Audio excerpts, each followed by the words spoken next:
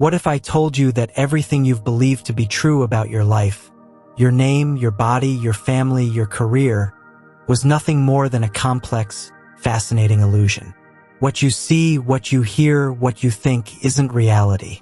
It's a projection of your consciousness, like a movie on a screen in a theater. It might be beautiful, emotional, even terrifying, but it's not real. This isn't some new age fantasy. This is the heart of one of the deepest, most mysterious, and most powerful concepts in Hindu philosophy, Maya. Maya is a force so profound that it veils the truth, making the false appear real. Think about that for a moment. Have you ever had a dream so vivid that even after waking up, for a few seconds you couldn't believe it wasn't real? Now imagine, what if your whole life, this entire world, your body, your name, what if all of it was just another dream? And what if you were the dreamer? What if you were the dream, and you were the one who could wake up? As shocking as this sounds, it's equally profound. And today, we're going to begin unraveling this very mystery. You've probably heard the word Maya before, but have you ever really paused to ask, what does it truly mean? We often use it casually, saying things like, oh, the world is just Maya, or you're caught in Maya, as if it's just a poetic metaphor. But in Hindu philosophy, Maya isn't just a word. It's a spiritual science, a force that governs the entire structure of the universe and defines the state of your consciousness. Maya is that power which hides the real and makes the unreal look real. The Upanishads describe it beautifully. Maya tu prakriti vilasadam Brahma Swarup Masti, meaning Maya is the power of Brahman, the infinite consciousness through which the world is manifested. This world is not false, but it is temporary. It is what's called relative truth. It's true, but only from a certain perspective, like seeing a rope in dim light and mistaking it for a snake. The fear is real, the sweating, the panic, all of it feels true, until someone lights a lamp and reveals what's actually there. In the same way, unless the light of awareness awakens within our soul, we stay stuck in the forms, colors, names, and identities of the world. We begin to believe we are the body, that we are the mind, and we cling to everything that keeps changing. But the ancient scriptures say what changes is not you. What does not change, that is the truth. This is the grand play of Maya. It traps us in delusion, and from that delusion comes repeated birth, repeated death, and endless suffering. So the question arises, can we ever escape this illusion? Is there a way to see what's truly real? And the answer is yes. Both our ancient texts and modern science offer us clues. But first, let's look at our lives. You wake up in the morning and immediately check your phone. You worry about work. You chase money, relationships, status, and social media. Your entire day is spent in pursuit of gain or fear of loss. Something goes right, you're happy. Something goes wrong, you feel sad, angry, anxious.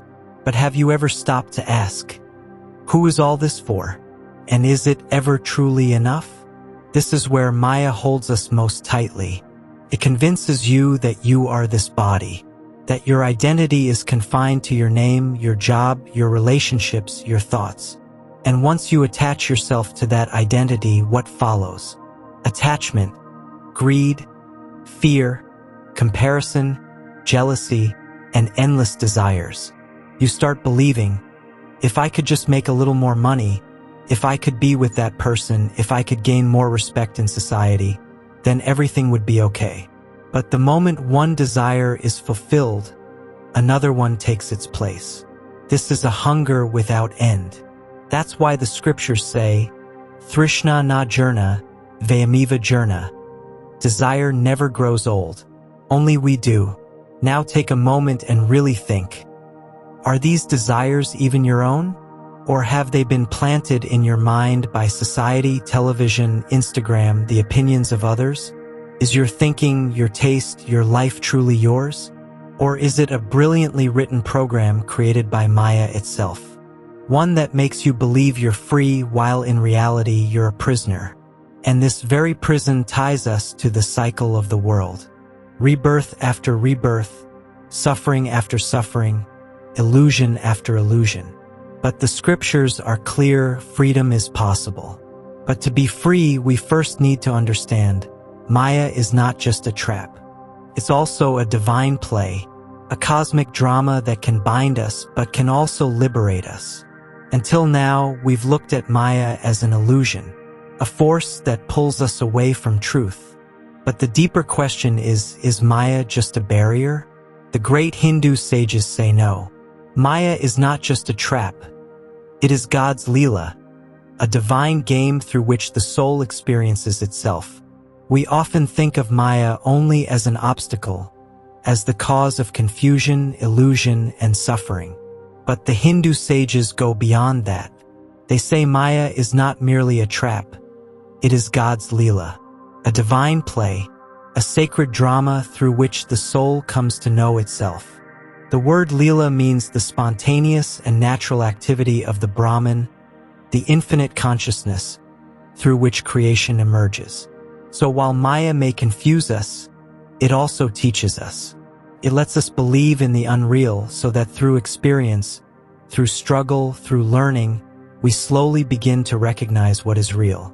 Just like a child begins life playing with toys, slowly maturing, and eventually understanding what matters most, the soul too takes birth in this world, again and again, gaining experiences, learning, and ultimately moving toward liberation. There is a well-known story from our scriptures that helps us understand this, the story of Narada and Maya. Narada Muni was a great sage and devotee of Lord Krishna. One day, filled with spiritual pride, he said to the Lord, "O Krishna, Maya has no effect on me. I chant your name all the time. I meditate on you. Maya cannot touch me." Krishna smiled gently and said nothing. Instead, he simply asked Narada for a favor. "Narada," he said, "I'm thirsty. Will you bring me some water?" Narada set out to find water for the Lord. On his way, he came upon a village. He knocked on the door of a house and asked for water. There, he saw a young woman. Something in her eyes captivated him so deeply that he completely forgot who he was. He forgot his mission, forgot Krishna, forgot himself. He stayed in that village, married the girl, had children, built a home. Years passed. Then one day a flood came. The water swept away his house. His wife and children were lost in the current. Narada stood there, devastated, weeping. And then suddenly he felt a hand on his shoulder. He turned around and there stood Lord Krishna. "Where's the water, Narada?" he asked. Narada was stunned. He realized that what had felt like a lifetime had passed in just a few minutes. It had all been Maya. That is the power of illusion. It can make a moment feel like an age, and a dream feel like a life. Now, let's look at this from the lens of modern science. Quantum physics says something astonishing, that a thing doesn't truly exist in a fixed state until someone observes it. This is called the observer effect. In other words, reality takes form only when consciousness looks at it. That's almost exactly what our scriptures have said for millennia, that the world is not formed from objects, but from drishti, from perception. The seer gives birth to the seen. Another brilliant scientist, David Bohm, introduced the theory of the implicate order. He said that this visible world emerges from a deeper, invisible field where everything exists only as potential. Only when observed or experienced does something become real. Isn't this the same as the Upanishadic idea that Brahman is the infinite source and Maya is the way that infinite takes visible form? Let's also consider neuroscience. Scientists still debate what consciousness actually is. Some believe it's just a product of the brain, but many now accept that it might be something more. That consciousness might not be something the brain creates, but something it receives. Think of it this way. The brain is a receiver, like a radio, takes in signals and translates them into images, sounds, touch. But who is experiencing it all? Who is aware of those thoughts and feelings? Who is the eye behind the eyes? That is likely the soul. Beyond the body, beyond the mind, surrounded by Maya, but untouched by it. Even great psychologists like Carl Jung believed that our conscious mind is just the tip of the iceberg. Beneath it lies the collective unconscious, a vast field filled with memories, instincts, and patterns that shape our very being. So when we say I, we're often only referring to a tiny part of ourselves. There is a much bigger, more powerful consciousness beneath it all. To truly understand Maya, we can't limit ourselves to just holy books or religious teachings. We must also look through the microscopes of modern science and the telescopes of psychology. And the most amazing thing? They are all starting to say the same thing. So now, the question isn't, is Maya real? The real question is, are you ready to go beyond it? You now understand what Maya is, how it blinds our awareness, how it draws us into illusion. But the true journey begins from here. The ultimate question remains, can we break free from Maya while still living in this world? And the answer is yes. Absolutely yes. But not with swords, not with logic, with awareness. Now that we've seen what Maya is and how it works, we arrive at the real question, the one that matters the most. Can we be free from Maya while still living in this world? Can we know who we truly are while surrounded by everything that tries to convince us we are something else? The answer, my friend, is yes. We can be free, but not by fighting Maya with force, not by arguing with it. We overcome Maya with awareness, with realization, with presence. Our ancient scriptures say, falling into Maya is not a sin. But continuing to remain lost in it even after recognizing it, that is ignorance. So let's explore the paths that can lead us beyond the illusion, not away from the world, but through it. First is Jnana Yoga, the path of wisdom. It begins with one question. Who am I? Am I this body? No, the body changes. Am I the mind? No, the mind is unstable, always moving. Am I my emotions?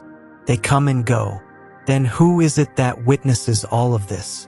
Who is watching these thoughts, feeling these emotions, experiencing this life, but remains unchanged? That is you, the observer, the silent witness. This path teaches discrimination and detachment, viveka and vairagya, the ability to see what is real and what is not, what is eternal and what is temporary. It says, neti neti, not this, not this. Whatever changes is not you. The one who watches all change, that is the self. And that recognition is self-realization. The day you recognize the witness within, Maya itself begins to fall apart. The second path is Bhakti Yoga, the path of devotion. If the path of wisdom feels dry, then Bhakti is soaked in love. Here you don't fight Maya. You simply surrender to the divine. You give up your ego, your identity, your I and mine, and melt into the arms of the infinite. When you surrender completely to something greater than yourself, the walls of ego begin to dissolve. And those walls are Maya's strongest fortress. There's a beautiful saying, Prem gali ati sankari, tame duna samai. When the alley of love is so narrow, only one can walk in, either the I or the divine. When I was there, God was not. Now God is here, and I am not. Bhakti doesn't mean giving up life. It means seeing the divine in every person, every situation. Life stops being a burden and becomes a celebration. The third path is Karma Yoga, the yoga of action. It teaches us the art of selfless action. Do your work, but do not cling to its results. When we act without greed, without pride, without ego, we transform our work into worship. Like the sun that shines without expectation, we too can act in the world without being trapped by it. Karmanai vedhikarast, ma phaleshu katakana. You have the right to perform your actions, but not to the fruits thereof. In Karma Yoga, you don't need to escape the world. You stay in it, but act without attachment. Slowly, the illusion of I did it begins to dissolve. And when the doer disappears, so does Maya. Then there is Raja Yoga, the science of meditation and discipline. Maya affects us most through the mind. And when the mind is restless, we fall deeper into illusion. Raja Yoga helps us still the mind, cleanse the heart, and awaken our inner awareness. Yoga Chit Vritti Nirada. Yoga is the stilling of the fluctuations of the mind. Through practices like meditation, breath control, and mantra repetition, we begin to withdraw from the noise outside and dive into the silence within. In deep meditation, we begin to see our thoughts and feelings from a distance. We become the watcher, and in that space, the soul sees Maya, but does not get entangled in it. And finally, there is the simplest path of all conscious living. Many people think you have to give everything up, move to a mountain, or live like a monk to be free from Maya. But the truth is, liberation is possible right here, right now. How? By living every moment with awareness, with gratitude, and with presence. Live simply, observe your thoughts, reflect on your actions, be grateful. Realize that everything you have, your relationships, your possessions, your achievements, is temporary. This realization alone is half the freedom. When you begin to see impermanence in every moment, even pain becomes your teacher. Don't fear Maya. Recognize her, understand her, and use her to awaken your soul. In the end, the deepest message of all the scriptures is this: Tafamasi, you are that. You are the Brahman. You are the consciousness. You are the eternal truth. When you see Maya for what it is, you don't need to run from it. You see through it. You wake up within the dream. And in that moment, life becomes what it was always meant to be. A divine play. No bondage. No fear. Only experience, awareness, and love. And if you've made it this far, then you are one of the rare few. You're not here just for entertainment. You are here for truth. You have seen Maya, her cleverness, her power, and her purpose. But now one question remains. Will you let this understanding fade away after this speech? Or will you carry this fire of awareness forward in your own heart and in this community? So take a small step today. A sign. A beginning. Promise to awaken. Just write one word, Maya. That single word becomes a secret link, a silent revolution between those who are not walking outward, but inward. Because this platform is not just for entertainment. Here, there are no cheap arguments, no empty motivation. Every story, every video, every message is a mirror that reflects you back to yourself. We blend ancient Hindu philosophy with modern science and personal reflection. Complex truths, explained with clarity, emotion, and depth. Every video is not just information, it's an inner journey. And if this felt different to you, if something about it felt real, then you are already a part of this family. Like the video, subscribe to the channel. Turn on the bell icon so you're the first to awaken when the next mystery unfolds. And don't forget, write Maya. That may be your first true step beyond the illusion.